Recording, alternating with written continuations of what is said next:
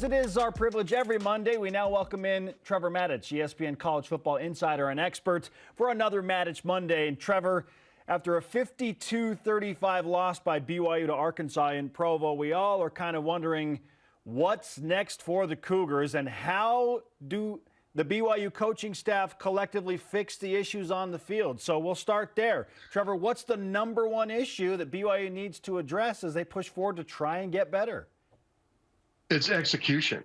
I mean, a lot's been said about the defensive play calling, but alignment, assignment, and technique by the defense have been absolutely inexplicably horrific the last few weeks. And those are the kinds of things that can be fixed. I mean, a lot of it has also been said about talent or lack thereof. I think there's enough talent there to play much better than they have the last couple of weeks. But I think they're just trying to do too much. And so alignment, assignment, technique.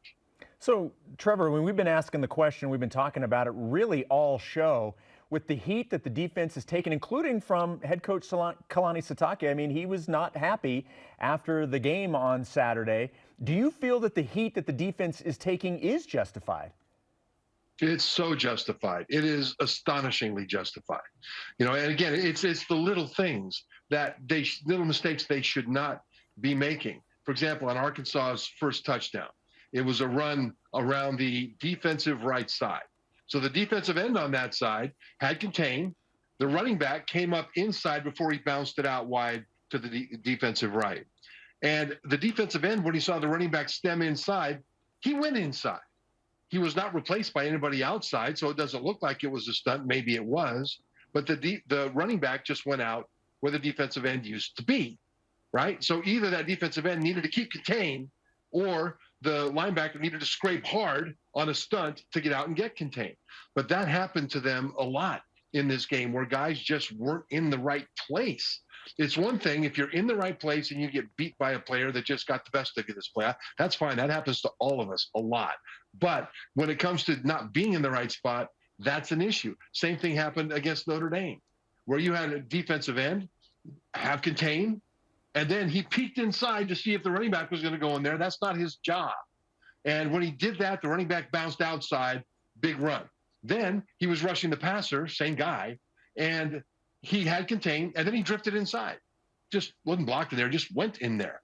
And the quarterback came out the other side.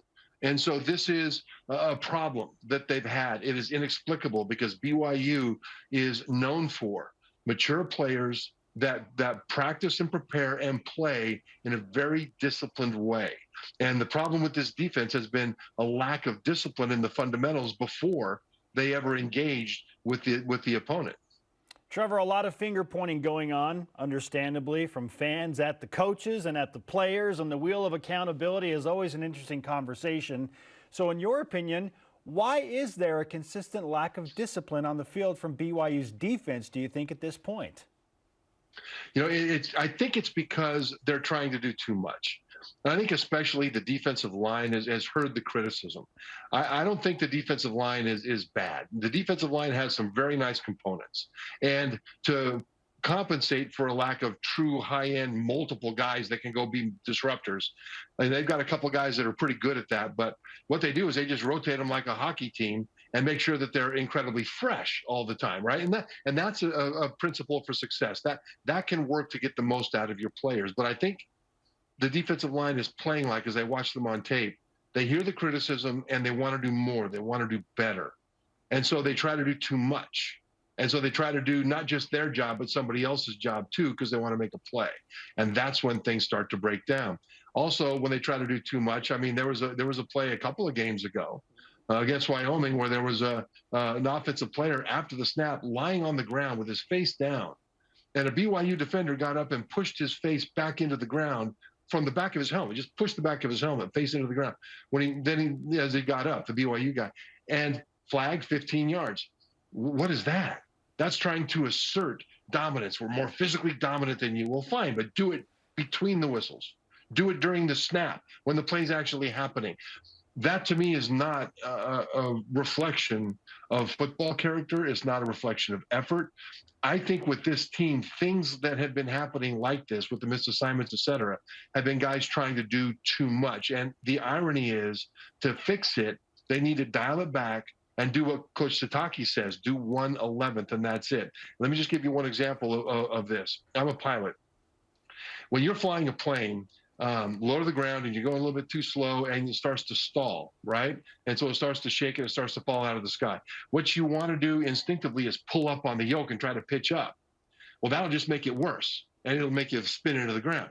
If you start to stall and go down, you need to pitch down to pick up airspeed so then you can keep going. It's counterintuitive. Same way with defensive football. It's counterintuitive to only do one thing and not try to do two things because you want to do so much to help your team. That's what this team is doing. We've been obviously focusing a lot on the defensive side of the football, but I think maybe the biggest play of the game against Arkansas was on the offensive end, and it was the 4th and inches call. It really felt like that play changed the direction of the football game. And talking about the fumble, and what we didn't realize at the time was that they were not supposed to snap the ball at all. Coach Satake said after the game the idea was to try and draw Arkansas offside. If they didn't do it, they were going to take a timeout and then punt it. As a center, take me through that situation and what could possibly have happened when the ball was snapped, when nobody was expecting the ball to be snapped clearly. Yeah, and that's a good question, Jason. And I'm glad you asked it because the center's taking a lot of heat. I mean, a lot of heat. And maybe it's deserved. Maybe he just had the hard count in his mind and he was so amped up he snapped the ball.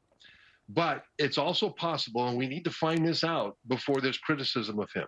It's also possible that he thought a defender had jumped a little bit into the neutral zone and then snapped the ball to catch him there. Now, clearly, if a defender had jumped, he wasn't far enough into the neutral zone for it to be a penalty on the defense. But we used to do that all the time, where we'd have a hard count, and the quarterback would be under center at the time. And he always kept his hands wide open, ready for the ball on a hard count. Because if someone jumped into the neutral zone on the defense on that hard count, I'd snap the ball, and we just get an easy 5 yards. So that may have been what was going on there. I don't know that, but I think it's easy to jump to a conclusion and blame the center. We need more information before we can do that. Trevor, is the BYU offense right now good enough to be better than the 4-3 record right now? Yes, the offense has done well generally. They have they've disappeared at times, right? But when you look at this game, for example, against Arkansas, they scored as many points, 35, as the average of the SEC opponents scored against Arkansas this year so far. Arkansas has played 4 SEC opponents, including Alabama, and the average points scored against them was what BYU scored against them. And so that's because BYU's offense actually showed up for 4 quarters, and that's really good. The problem for the offense has been that they have started slow or they have taken entire quarters off, and that's been a problem for a couple of years. And this offense really needs to be right now like Tennessee. Tennessee is a fantastic offense. BYU, when it's clicking, is an excellent offense. Tennessee's defense gives up too many big plays. BYU's defense right now is not performing up to a championship level. And so the offense of Tennessee is carrying them while the defense is trying to get it together. BYU has the capability of doing the same thing, but the defense needs to perform better than they're performing because the difference between those two defenses, BYU and Tennessee, is that Tennessee will get beat once in a while, but it's not that common that they'll get beat because they busted an assignment. Usually they just got beat. And so the offense for BYU is in position, if they click in 4 quarters, to compensate. Remember, it's team defense. And this defense has the ability to perform a lot better than they're performing. But the offense has the ability also to score an awful lot of points and help to compensate for that. Trevor, we're at the part of the schedule where, with the exception of Stanford, the rest of the games are against G5 teams. Based off of where BYU sits right now at 4-3, is there a chance we may learn more about this football team over the next couple of games than we did against any of the P5 matchups? I think in a lot of ways we will. Because it's easy to win and then go forward and have a great week of preparation and win again and feel great about yourself. Right now, I don't think there's a whole lot of great feeling in that BYU football facility. And so coming off of these 2 losses that BYU looked forward to for a year since the schedule came up, actually. And all of a sudden now they go to play Liberty. And BYU is better than Liberty. They should beat Liberty. But Liberty, this is a Super Bowl for them. They played one of their Super Bowls against Wake Forest a few weeks ago and lost by 1 point. It was a fantastic game. Well, here comes BYU. And Liberty's going to be ready for it. The question is, will BYU be down enough emotionally and physically after the battering you take playing this kind of schedule that they don't get the week of preparation they need? And they better be careful, because Liberty is a team that can rise up and do a lot of things. I mean, they have a dual threat quarterback, and even the backup's dual threat. The starter didn't play last week. But this presents similar kinds of problems as KJ Jefferson of Arkansas did this past game. So BYU had better be ready for Liberty. Trevor Matich of ESPN with us on BYU Sports Nation. Trevor, we appreciate the time as always as the Cougars get ready for the Flames in Lynchburg, Virginia. Hopefully that offense can click in an extra level and help out with the team defense. Thanks so much. Thanks, guys. Trevor Matich.